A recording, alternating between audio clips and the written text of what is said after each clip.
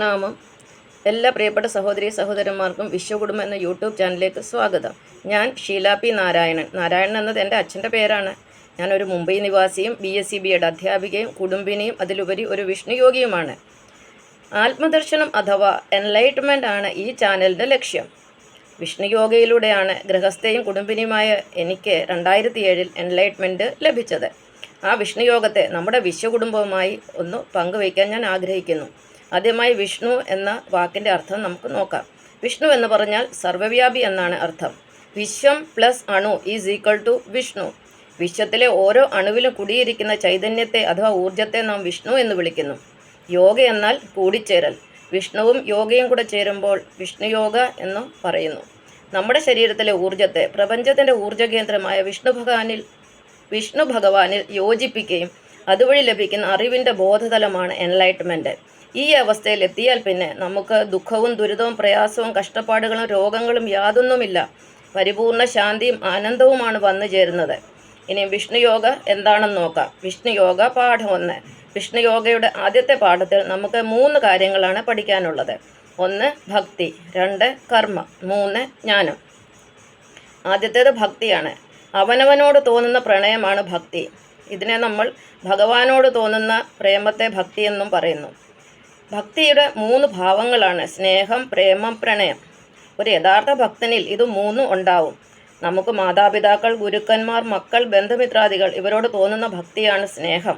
സുഹൃത്തുക്കൾ, കാമുകന്മാർ, മറ്റു പരിചയക്കാർ ഇവരോട് തോന്നുന്ന കാമമില്ലാത്ത സ്നേഹമാണ് പ്രേമം.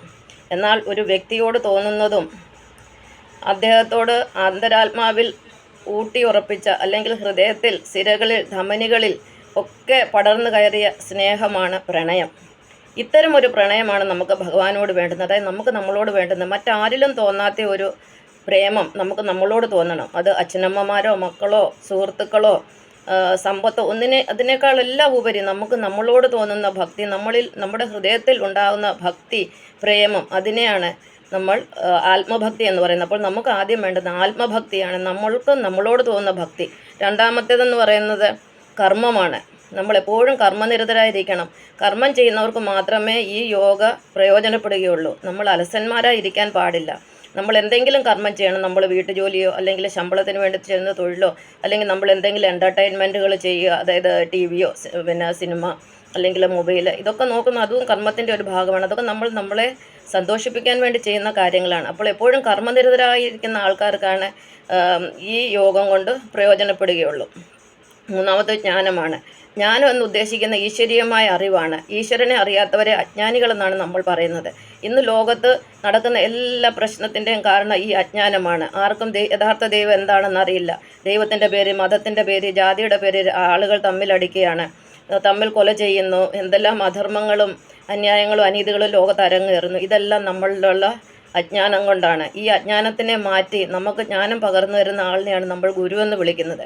അപ്പോൾ ഈ വിഷ്ണുയോഗയുടെ ആദ്യത്തെ പാഠം 3 കാര്യങ്ങളിൽ ഊന്നി പറഞ്ഞിരിക്കുന്നു. അതായത് ഭക്തി, കർമ്മം, ജ്ഞാനം.